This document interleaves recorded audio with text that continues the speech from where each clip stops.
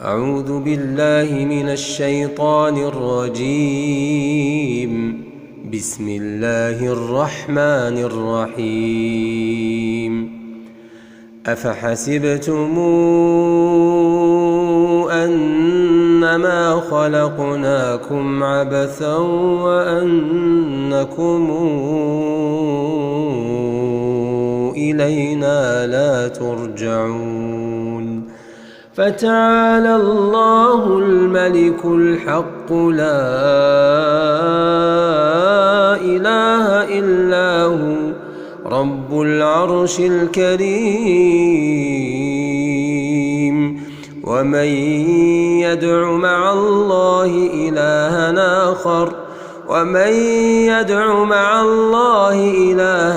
آخر لا برهان له به فإنما حسابه عند ربه إنه لا يفلح الكافرون.